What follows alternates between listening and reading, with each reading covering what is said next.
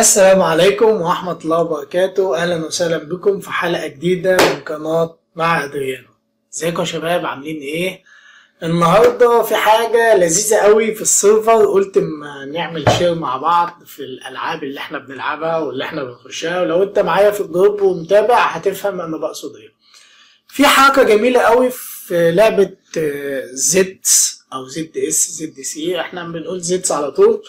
حركة جميلة قوي. احنا كنا متعودين ان انت لما بتيجي تلعب في لعبة اولد سولو بتواجهك مشكلة ان الستون اللي هي الاحجار ما بتقعش ستون، بتقع تابلت احجار، بتعوز تتعمل حتة اللي هي بتاع زمان وتجيب اليمنت وتحط الاليمنت وحوار. انا كنت شارحه، لو انت نسيت الشرح هتلاقيه على القناة بتاعتي، اجري بسرعة مستني ايه لو انت مش فاهم يعني ايه اليمنت.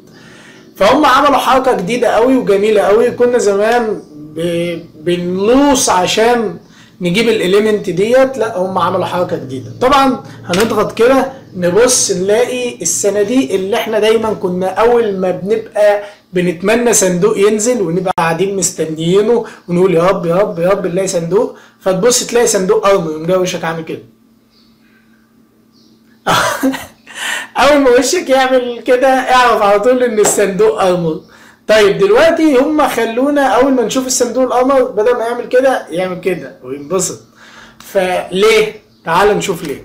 هتقوم جاي جاري كده والراجل ده موجود في سمر كاند، بس هتروح له وبعد كده هتخش عليه كده، هو اسمه الكيميست بويانج، قوم جاي ضاغط عليه وموافق على كل الكلام، فتطلع لك الرسالة اللذيذة دي.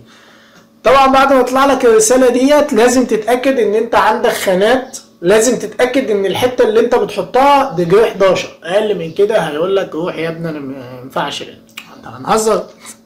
فانت بتقوم جاي حاططها وتقول له انا موافق ان انت تحرقها لي، وتقوم جاي مدي بالخنصر والبنصر على طول، هتلاقيه قام جاي حرقها لك، واذ فجاه يا باشا بقى معاك اليمنت.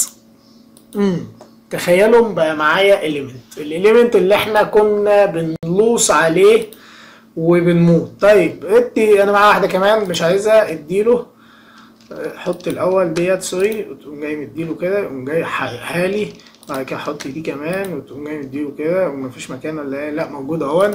تقوم جاي عامل ايه؟ اوتو صوت، تقوم جاي لامم لك كل الرجاله. طيب دلوقتي احنا حرقنا، عايزين بقى ايه؟